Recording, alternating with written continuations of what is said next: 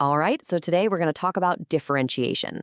Now, I know it can sound a little intimidating, but really, it's just the mathematical way we describe change. And finding a derivative is a core skill in calculus.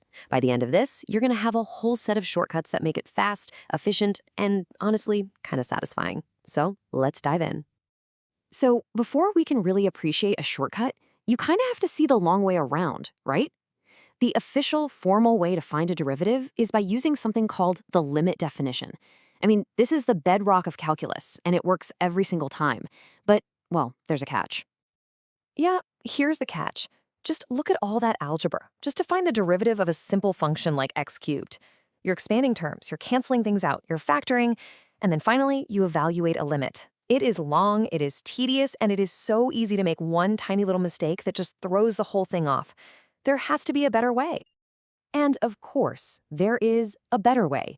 Look, mathematicians, just like the rest of us, they love a good shortcut. So they developed a set of rules, these incredibly powerful, reliable shortcuts that let us completely bypass that entire messy limit process. These rules are the key to unlocking the power of differentiation without all the algebraic headaches. I think the best way to picture this is like having a toolbox. Each rule is a specific tool for a specific job, and once you know how to use them, you can start building and analyzing all sorts of functions. So, let's go ahead and add our very first, most fundamental tools to our brand new calculus toolbox. Okay, our first tool, super easy. It's the constant rule. It just says that the derivative of any constant number, whether it's 5, -10, pi, you name it, is just 0. And if you stop and think about it, this makes perfect sense, right? A constant function is just a flat horizontal line. So what's its slope? What's its rate of change? 0. Simple, clean, and you're going to use this all the time. All right, now for the real workhorse of our toolbox, the power rule. This thing is an absolute game changer for any function that looks like x raised to some power. And the rule itself is so simple. Here's all you do. You bring that exponent down in front to multiply, and then you just subtract 1 from the original exponent. That's it. Seriously. And this right here is the aha moment. Just look at this comparison. On the left, you've got that algebraic mess we saw for x cubed. And on the right, the power rule. Bring the 3 down, subtract 1 from the exponent, boom, you get 3x squared.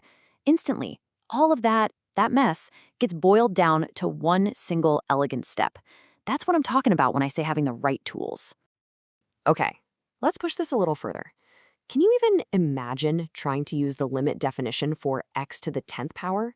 You'd have to expand x plus h 10 times. Nobody wants to do that. But with the power rule, bring the 10 down, subtract 1, you get 10x to the 9th. Done. It really is that fast. So we've got a couple of basic tools down. So what's next? Well, we learn how to use them together. This is how we level up from dealing with simple little terms to tackling much more complex functions, like the polynomials that you see just about everywhere in math and science. And the good news is, the rules for this are exactly what you'd hope they'd be. They're super intuitive. The sum and difference rules basically mean you got to handle each piece of the function one at a time, and then you just add or subtract the results at the end. It lets you break a big problem down into smaller, much more manageable chunks. All right, let's walk through a real example. We've got this function, x squared minus 4x plus 6. We just go term by term. The derivative of x squared, power rule tells us that's 2x. Okay, the derivative of negative 4x, that's just negative 4. And the derivative of that constant plus 6, well, that's 0. You put them all together and bam, the final derivative is 2x minus 4. See? We just combined our tools to solve a bigger problem. Okay, so we've got adding and subtracting down, but what happens when you're multiplying or dividing functions? For this, we're going to need to add a couple of more advanced tools to our collection. Now, when you're multiplying two functions, you need the product rule. And you got to be careful here. It's not as simple as just multiplying the derivatives of each part. No. There's a specific pattern. You take the derivative of the first function and multiply it by the second. Then you add the first function times the derivative of the second. You just have to memorize that pattern, but it is absolutely essential. And what's super cool about this is that we can use this rule even if we don't know what the functions actually are, as long as we know their values and their derivatives at one specific point.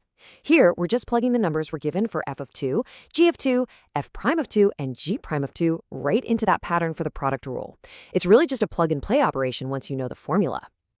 And you guessed it, for division, we've got a special tool for that too, the quotient rule. It's a little more of a mouthful, and you have to be really careful with that minus sign on top. A lot of people remember it with a little rhyme. Low d high minus high d low, square the bottom, and away we go. It sounds a little silly, but hey, whatever helps you remember the order of operations, right? So now with these last two rules, our toolbox is seriously powerful. We can handle some really complicated looking functions. I mean, think about it. You could have a giant fraction where you use the quotient rule, but maybe the top part of that fraction is two things multiplied together, so you'd use the product rule just for that piece. See, we're combining our tools to break down these bigger, tougher problems.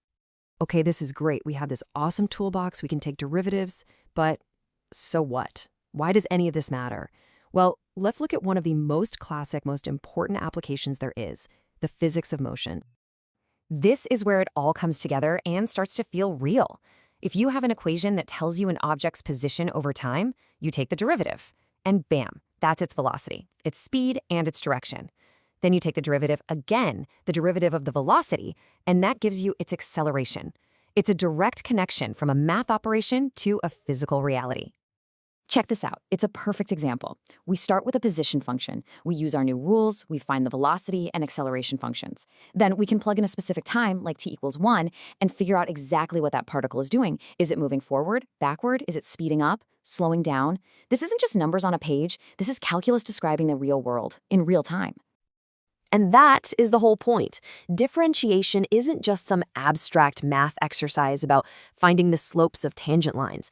It is literally the language of change. It's how we describe a world that is constantly in motion, from a particle moving through space, to the growth of a company's profits, to anything that changes over time. So, there it is. Your calculus starter pack, your first toolbox, is complete. You've got the power rule for the basics, the sum and difference rules to combine things, and the big ones, the product and quotient rules for the tricky stuff. With just these few tools, you can find the derivative of a massive range of functions. And that's really where we'll leave you. You've gone from that long, painful limit definition to a set of super fast, powerful shortcuts. You now have the tools to describe and analyze change, so the real question is, what will you explore?